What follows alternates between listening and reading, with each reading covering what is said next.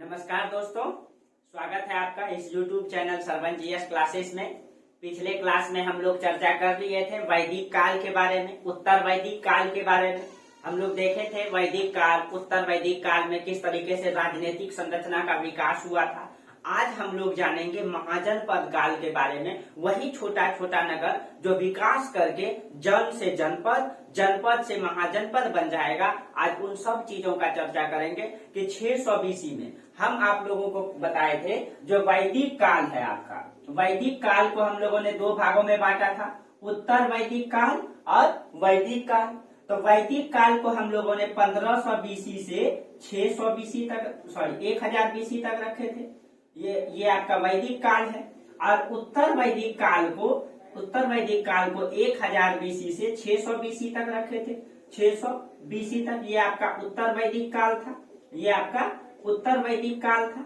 अब देखिए उत्तर वैदिक काल के बाद यानी 600 BC के आसपास में कहा जाता है भारत की इस धरती पर, हालांकि अब नया रिसर्च के अनुसार कुछ अलग ही है कि माना जाता है कि लगभग 1400-1500 BC पुराना लोहे की आविष्कार है खोज के अनुसार। ठीक है, जब वो मतलब अभी इसके बारे में अभी चर्चा करते हैं। उत्तर वैदिक काल के आसपास 600 BC के आसपास लोहे का आविष्कार हो गया था। लोहे का आविष्कार 1000 BC के मतलब की बाद हो गया था, 800-700 BC के आसपास हो गया था। लेकिन 600 BC में लोहे का बेहतर उपयोग करने लगा था और इसके कारण से लोहे के बेहतर उपयोग से जो है यहाँ पे द्वितीय नगरीकरण की प्रक्रिया दिखाई देता है। यानी दूसरा नगरीकरण हम लोग इतिहास में आपको बताए थे। पहला नगरीकरण आपका जो था वो आपका सिंधु घाटी की सभ्यता था। दूसरा नगरीकरण आपका ये आपका महाजनपद काल है। तो क्या इस समय 600 BC में क्या क्या परिवर्तन दिखाई देता है, उन सब चीजों को हम लोग आज चर्चा करते हैं कि 600 BC में क्या क्या परिवर्तन दिखाई देता है। एक तरफ देखेंगे महाजनपद का विकास होगा तो द्वितीय नगरीकरण का विकास होगा, नगरों का विकास में हम लोग देखेंगे कई सारे नगर का भी, तो इसको जो है तो एक तरफ महाजनपद का विकास, महाजनपद काल में जो है क्या क्या परिवर्तन दिखाई देता है इसको हम लोग अच्छा से देख लीजिए। ठीक है, देखिए एक तरफ तो आपका महाजनपद का विकास, महाजनपद का विकास, महाजनपद का विकास। अब महाजनपद का विकास का क्या कारण है, तो राज्य का विकास, इससे महाजनपद का विकास से ही तो राज्य का विकास होगा, इसी में राजा आएंगे तो इसी से आपका महाजनपद का विकास से ही राज्य का विकास होगा, राज्य का विकास। तो ये विकास क्यों होता है ये आज हम लोग चर्चा करेंगे। दूसरा देखेंगे द्वितीय नगरीकरण। द्वितीय नगरीकरण की ओर कैसे गया महाजनपद काल में, इसी समय आपका द्वितीय नगरीकरण की विकास होता है। द्वितीय नगरीकरण, द्वितीय नगरीकरण का कारण क्या था, अधिशेष उत्पादन। आपको पिछले क्लास में चर्चा कर दिए थे किस तरीके से अधिशेष उत्पादन जो है,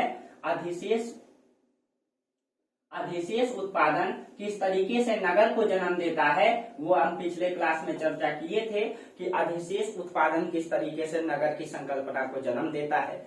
आज भी थोड़ा सा चर्चा कर देंगे। यहीं पे हम लोग देखेंगे कि मतलब कि राज्य का, इसी में हम लोग देखेंगे नगरों का विकास, इसी में हम लोग देखेंगे कुछ नगरों का विकास, और उसी में आपका नगरों का विकास में ही हो जाएगा आपका मगध, कौशल, काशी, उज्जैनी, अवंती, कंबोज, गंधार, इस तरीके से 16 नगर का विकास होगा।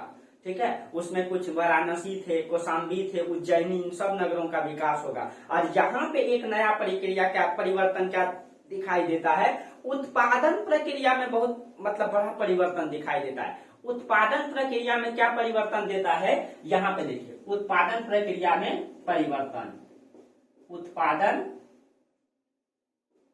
प्रक्रिया में परिवर्तन।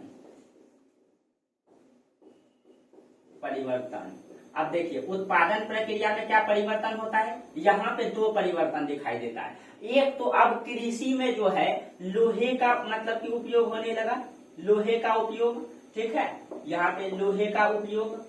और दूसरा यहाँ पे ये होता है कि जो अब धान का जो कृषि होता था, पहले छिटकौआ विधि से होता था, अब यहाँ पे देखेंगे धान का उत्पादन जो है रोपण विधि से हो जाएगा, जिससे उत्पादन अधिशेष में बदल जाएगा। तो धान का रोपण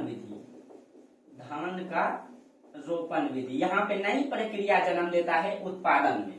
ठीक है, धान का रोपण भी, इन सब चीजों को हम लोग एक एक करके समझेंगे आज।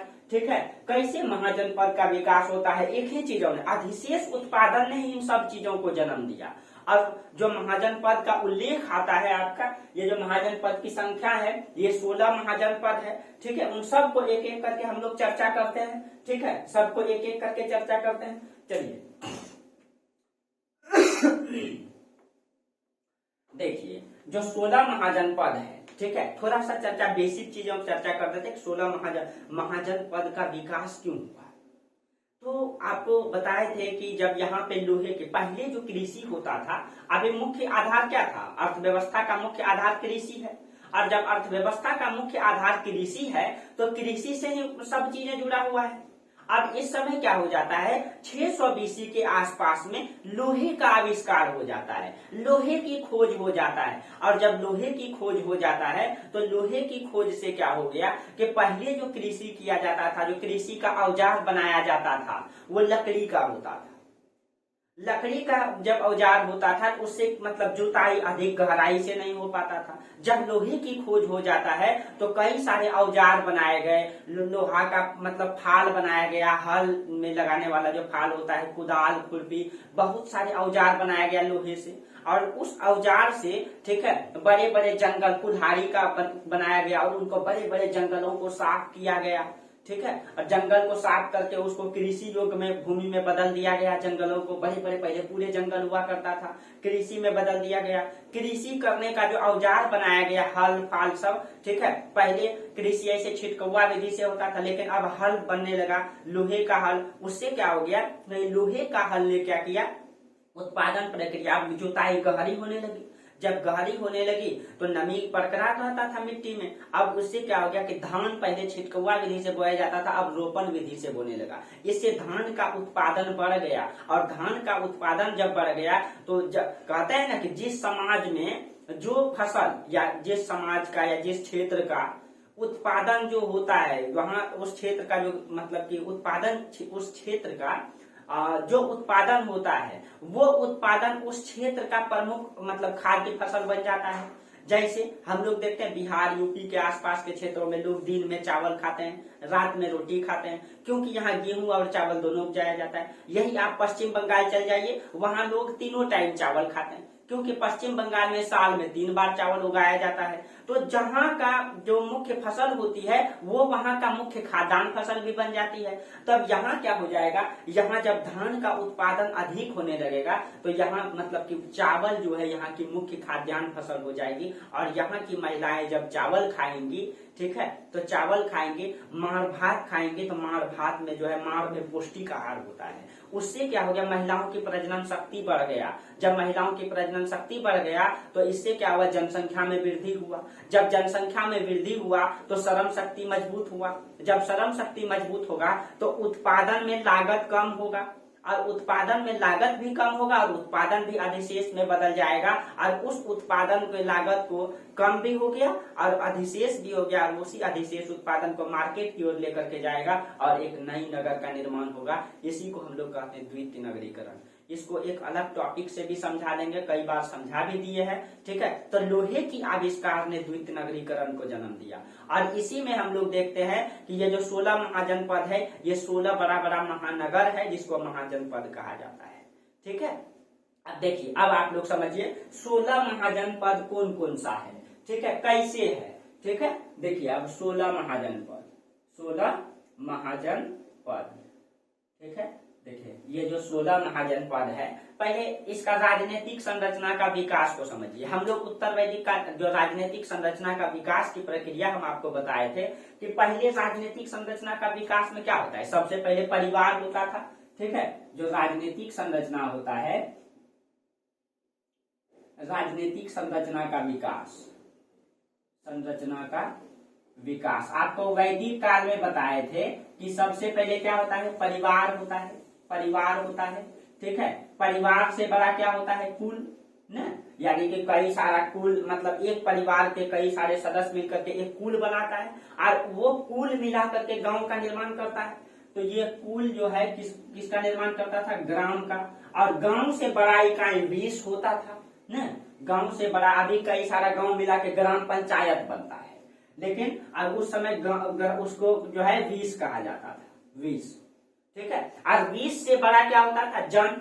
20 से बड़ा जन होता था और जन से बड़ा जनपद होता था। देखिए, आपको वैदिक काल जब पढ़ा रहे थे तो उसमें ये जन का उल्लेख 30 बार आया है, जबकि जनपद का उल्लेख मात्र 1 बार आया है। इससे ये मतलब स्पष्ट होता है कि वैदिक काल में जनपद का विकास हो गया था, यानी जन से जनपद बन गया था, लेकिन इसका विकास पूर्ण रूप से नहीं हुआ था। एक बार उल्लेख आया है कि जनपद विकास की ओर गया था, यानी ये जन जो है जनपद की ओर चल गया था। और यही जनपद अभी 600 BC में देखेंगे महाजनपद में बदल जाएगा, महाजनपद। और यही महाजनपद वर्तमान में, ठीक है, यही महाजनपद वर्तमान में 16 महाजनपद दिखाई देगा, यानी 16 छोटे छोटे नगर दिखाई देगा। इसी महाजनपद में हम लोग देखेंगे एक महाजनपद होगा मगध, एक महाजनपद होगा मगध, जो एक राज्य से साम्राज्य का निर्माण करेगा। उसी में सबसे पहला वंश आएगा हर्यक वंश, उसी में सबसे पहला वंश आएगा हर्यक वंश, और वो जो है एक बड़े साम्राज्य का निर्माण करेगा। तो पहले 16 महाजनपद के बारे में पढ़ लेते हैं। जो महाजनपद का विस्तार है, ये जो आपका 16 महाजनपद का विकास दिखाई देता है यहाँ पे, ठीक है, इसकी संख्या कितना है? 16 महाजनपद है, ठीक है, जनपद है, ये इसकी संख्या 16 है, यानी 16 ऐसे ऐसे बड़ा शहर बन गया, ठीक है। और ये जो 16 महाजनपद है ये 3 देशों में फैला हुआ था। जिस तरह से सिंधु घाटी की सभ्यता 3 देशों में था, उसी तरीके से महाजनपद भी 3 देशों में। एक आपका अफगानिस्तान में एक ही स्थल है, कम्बोज, ठीक है, तो एक हो जाएगा आपका अफगानिस्तान। पाकिस्तान में एक स्थल है आपका कंधार, गंधार, ठीक है, पाकिस्तान में गंधार, तो ये पाकिस्तान लिखते हैं यहाँ, ठीक है, 3 देश में था तो पाकिस्तान। और एक आपका हिंदुस्तान, ठीक है, तो 3 देशों में 16 महाजनपद का विस्तार था, ठीक है। अब देखिए, इसका आकार के बारे में कहा जाता है, ये इसका जो 16 महाजनपद का जो आकार था, ठीक है, ये जो पूरा विस्तृत था, इसका कहा जाता है कि मतलब बौद्ध ग्रंथ में उल्लेख आया है कि इसका उत्तरी भाग आयताकार और दक्षिणी भाग त्रिभुजाकार था। जैसे बैलगाड़ी होता है ना, बैलगाड़ी सामने आगे देखेगा इस तरह से बना हुआ रहता है। बैलगाड़ी अगर आप लोग देखे होंगे तो देखिएगा पीछे वाला भाग जो है, पीछे वाला भाग इस तरह फैला होता है, इस तरीके से होता है, और ये वाला भाग सिकुड़ा हुआ होता है ना, और यहीं पे बैल लगा हुआ होता है, 2 बैल, ठीक है, इस तरह। यहाँ पे आपका 2 चक्का लगा हुआ होता है बैलगाड़ी में, ठीक है, अगर आप लोग देखे होंगे, ठीक है, अब तो नहीं चलती है, पहले चलती थी, ठीक है। तो ये इस तरीके से बैलगाड़ी होता है, ठीक है। तो इसी मतलब कि बैलगाड़ी के आकार में फैला हुआ था ये, ठीक है, बैलगाड़ी के आकार में फैला हुआ था। ऊपरी भाग आयताकार, तो इसका आकार जो है ना किस तरीके से था? बैलगाड़ी की तरह, ठीक है, बैलगाड़ी की तरह, ठीक है। अब देखिए, अब ये 16 महाजनपदों को देख लेते हैं। हाँ, एक चीज और लिखा देते हैं आप लोगों को, ये जो 16 महाजनपद है इसका उल्लेख कहाँ कहाँ आया है, ठीक है। तो एक तो आपका इसका उल्लेख यानी कि रेफरेंस इसका कहाँ, महाजनपद का उल्लेख कहाँ कहाँ आया है, तो इसको भी आप लोग नोट कर लेंगे, ठीक है, इसका उल्लेख कहाँ कहाँ आया है। एक तो आपका बौद्ध ग्रंथ है, बौद्ध ग्रंथ अंगुत्तर निकाय, ठीक है, अंगुत्तर निकाय में आया है, अंगुत्तर निकाय ये आपका बौद्ध ग्रंथ है, ठीक है, अंगुत्तर निकाय ये आपका बौद्ध ग्रंथ है, इसमें 16 महाजनपद का उल्लेख आया है।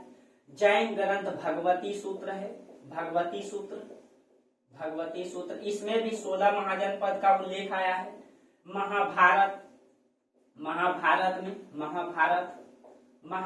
में 250 महाजनपद का उल्लेख आया है। एक ग्रंथ और है आपका महावस्तु, एक ग्रंथ है आपका महावस्तु,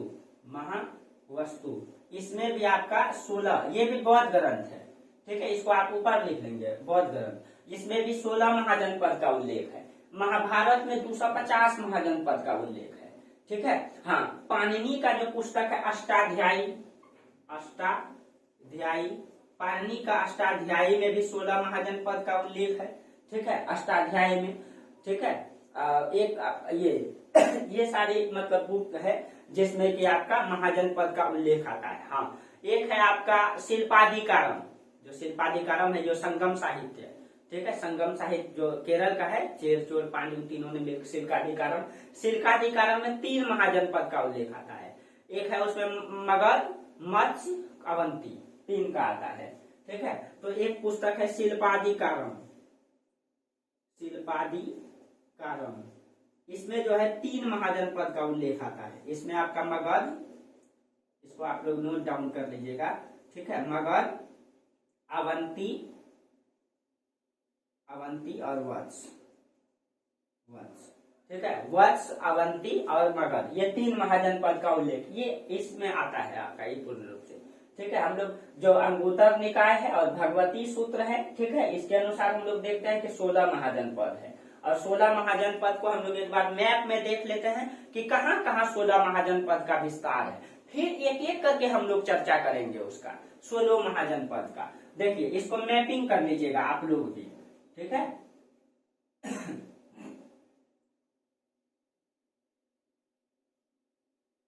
इस तरीके से 16 महाजनपद का जो विस्तार है एक बार मैप में दर्शा देंगे तो आप लोगों को क्लियर हो जाएगा कहाँ था।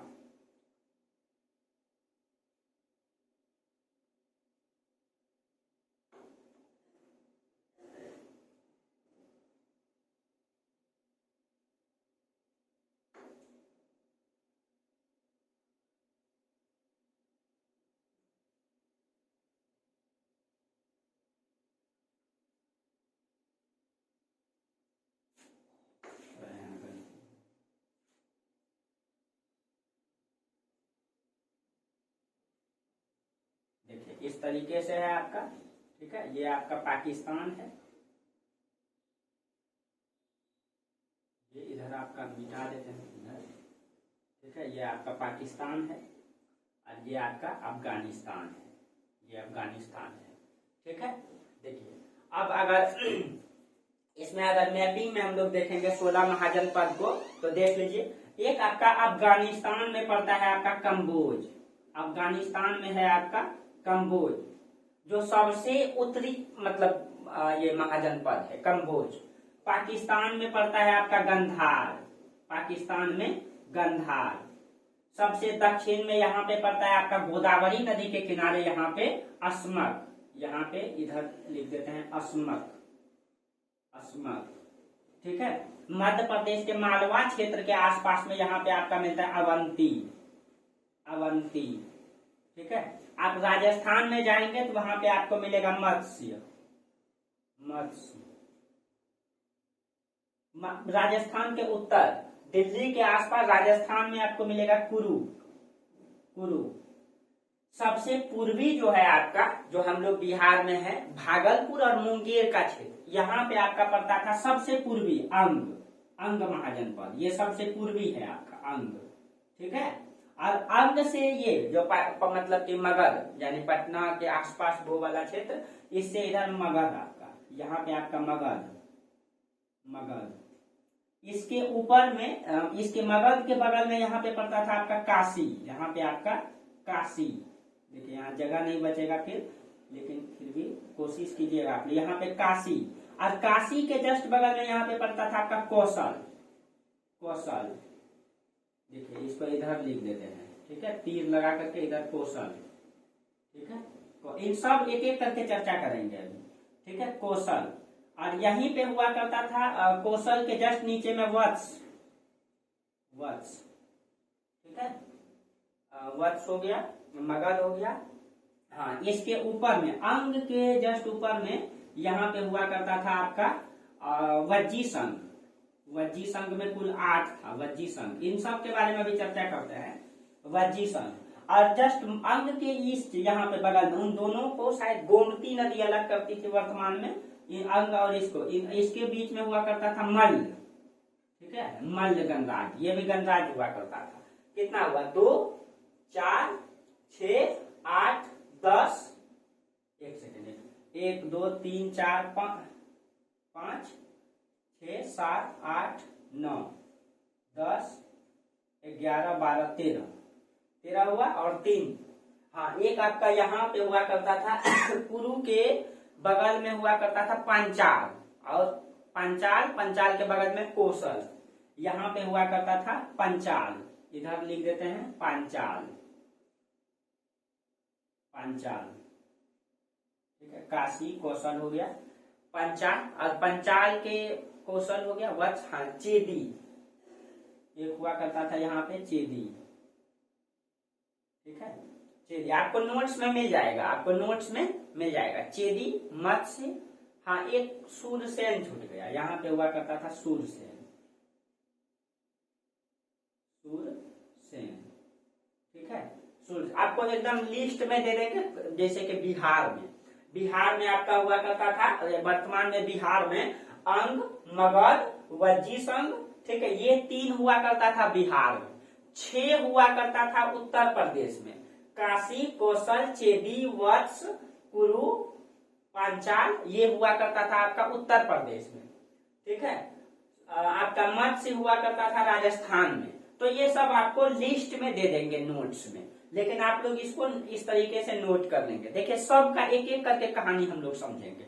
इसमें जो 16 महाजनपद है, इस 16 महाजनपद में 2 जो है गणराज्य, वो सॉरी मतलब कि गणतंत्र हुआ करता था। वहां मतलब सभी के सभी राजतंत्र था, 2 गणतंत्र था, और उसी के आधार पे बिहार को, भारत को पहला गणतंत्रात्मक देश माना गया है, ठीक है। इसमें वज्जी संघ और मल्ल, ये जो आपका वज्जी संघ है और ये जो आपका मल्ल है, ठीक है, उसमें मतलब वज्जी संघ में 8 मतलब गणराज्य मिल करके संघ बनाया था उन लोगों ने, ये दोनों। तो इसमें 14 कैसा था, 14 राजतंत्र था, राजतंत्र, और 2 जो था आपका गणतंत्र था, गणतंत्र में 2 कौन सा था, तो एक आपका वज्जी संघ, इसको ध्यान में रखेंगे, वज्जी संघ, और एक हुआ करता था मल्ल, एकदम बारीकी से समझिए, मल्ल, ये गणतंत्र हुआ करता था, यहाँ पे चुनाव प्रणाली चलता था। हाँ एक और था जो मतलब कि कुरु था ना, ये पहले राजतंत्र था, राजतंत्र से इन्होंने अपनी प्रक्रिया गणतंत्र बना लिया था, ठीक है। तो कुरु, ये ध्यान में रखिएगा, ये जो कुरु है, ठीक है, कुरु जो है, मतलब कि राजतंत्र से जनतंत्र की ओर जा रहा था, जनतंत्र अपना सिस्टम तैयार कर लिया था ये, ठीक है। तो इसमें 14 जो है आपका राजतंत्र और 2 गणतंत्र है, और इसी के आधार पे, ठीक है, बताया जाता है कि भारत विश्व में सबसे पहला जो है मतलब कि गणतंत्रात्मक देश, इसी के आधार पे बताया जाता है, ठीक है। ये हो गया। अब देखिए थोड़ा सा इसको इस सिस्टम में बता दें, ठीक है, कि जो सबसे मतलब कि सबसे उत्तर का जो आपका मतलब कि ये है महाजनपद है, ये आपका कम्बोज है, कम्बोज सबसे उत्तर में आपका कम्बोज, सबसे दक्षिण में आपका अस्मक, सबसे पूरब में आपका अंग की राजधानी चंपा, सबकी राजधानी भी बता देंगे, और सबसे पश्चिम में अवंती का उल्लेख आता है, अवंती जो मालवा क्षेत्र में पड़ता था, ठीक है, सबसे पश्चिम में अवंती जो मालवा क्षेत्र में, यहाँ पे आपका ये वाला अवंती 2 भागों में बटा हुआ था, ठीक है। एक भाग उत्तर में मालवा का पठार उसको अलग करती है, जो नर्मदा नदी है, ठीक है, मालवा का पठार, तो वो उसका उत्तर वाला इलाका जो हुआ करता था वो अवंती, उसकी राजधानी उज्जैनी, और उसका दक्षिण वाला जो हुआ करता था राजधानी माहिष्मती। वही माहिष्मती सम्राट पे आपका बाहुबली पिक्चर बना हुआ है, आप लोग सभी जानते हैं, ठीक है, बाहुबली, इनका सब अभी चर्चा करेंगे, ठीक है। देखिए अब आप लोग यहाँ तक समझ गए होंगे, अब एक एक करके हम लोग चर्चा करेंगे, ठीक है कि मतलब एक एक महाजनपद के बारे में, उसकी भौगोलिक स्थिति क्या है, उसकी स्थापना कैसे हुई, वो कहाँ है, कैसे कैसे उसका निर्माण हुआ, इन सब चीजों का उल्लेख हम लोग आज करते हैं, ठीक है। इन 16 के बारे में चर्चा करेंगे, कैसे कैसे उसका राजनीतिक स्थिति रहा। आप उम्मीद है कि आप लोगों को यहाँ तक समझ में मतलब आया होगा, ठीक है। चलिए इससे आगे हम लोग अब देखते हैं एक एक करके सबका भौगोलिक विस्तार, राजनीतिक स्थिति, ठीक है, सब हम लोग चर्चा करते हैं कहाँ कहाँ था, ठीक है। चलिए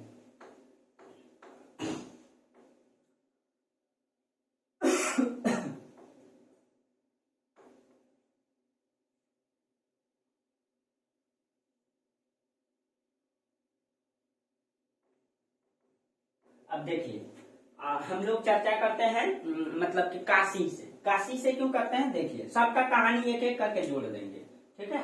काशी, ये आपका काशी महाजनपद जो है, ये आपका काशी जो है, ये देखिए यहाँ पे है आपका काशी उत्तर प्रदेश में, ठीक है, ये आपका काशी है यहाँ पे।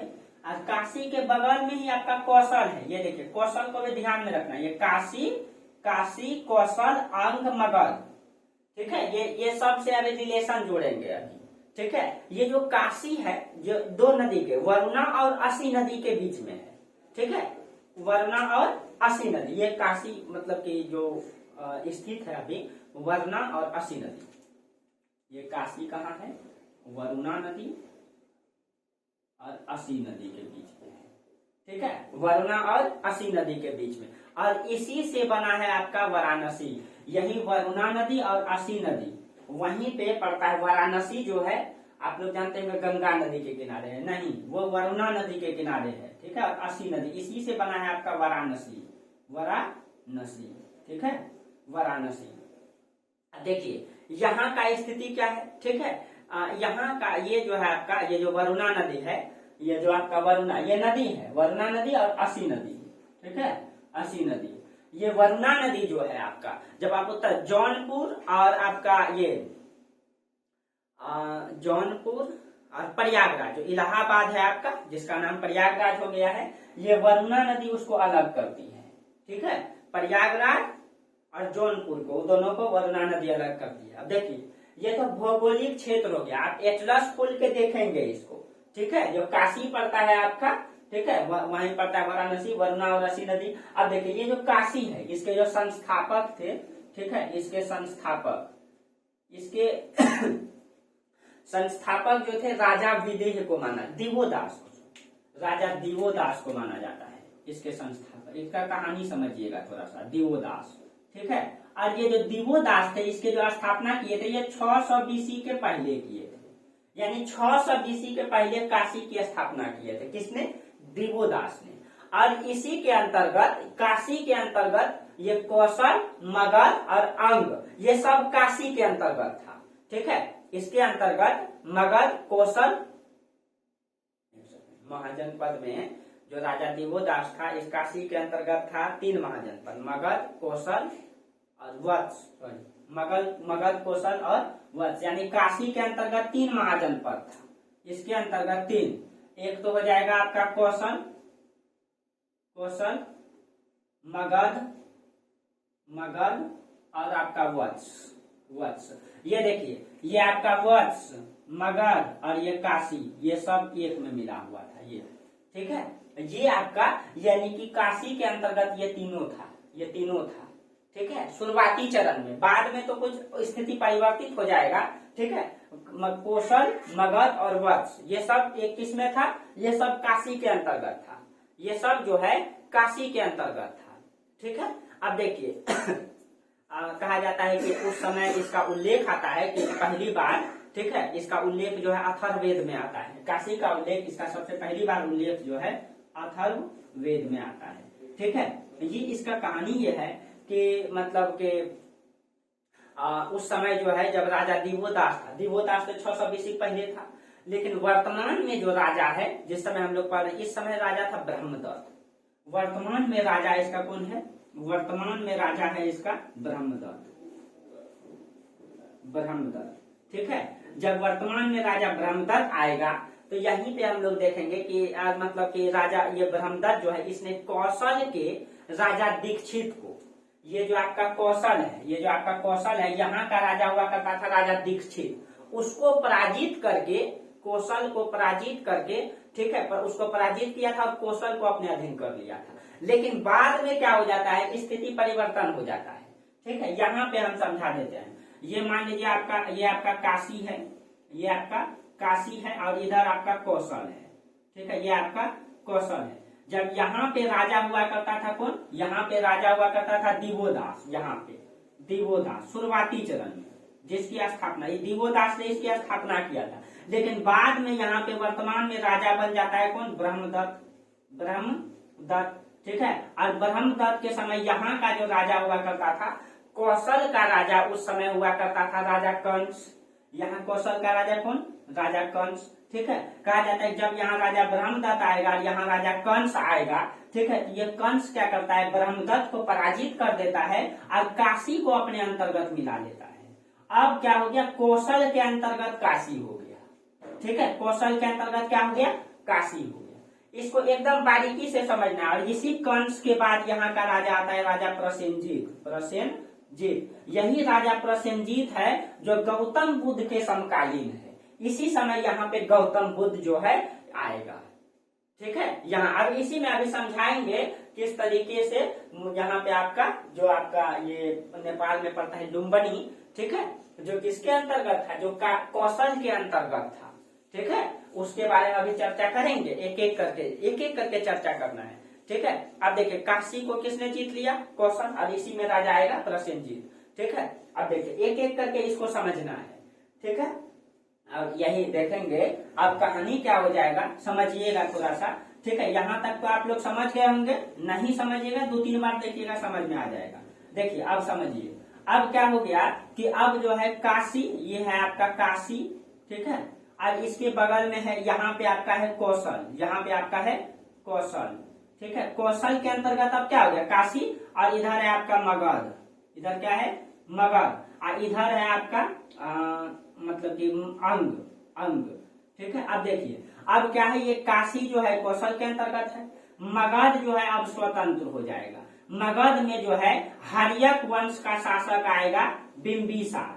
यहाँ का शासक कौन आएगा, बिंबिसार। ये हर्यक वंश का शासक था बिंबिसार। इसने क्या कर लिया था, इसने जो है ये यहाँ कौशल का राजा जो है कंस, कंस के बाद यहाँ राजा आया प्रसेनजीत। और यहाँ प्रसेनजीत की एक बहन हुआ करती थी। ठीक है, महाकोसला।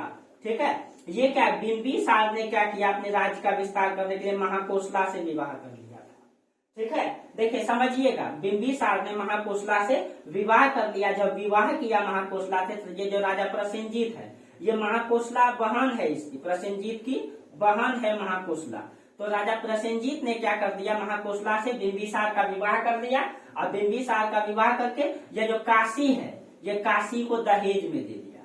ये दहेज में दे दिया किसको, बिंबिसार को। अब ये काशी किसके अंतर्गत आ गया, अब ये काशी मगध के अंतर्गत आ गया।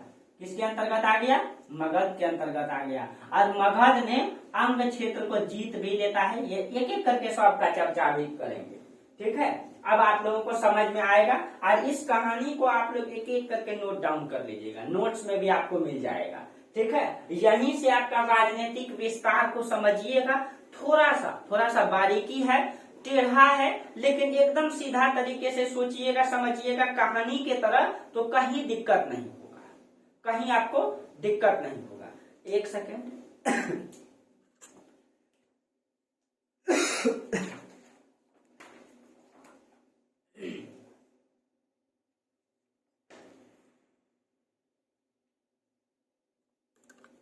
देखिए, ये हो गया आपका। ठीक है, अब देखिए ये आप समझ गए होंगे। फिर बाद में क्या हो जाता है, ये कहानी आपको बाद में बताएंगे।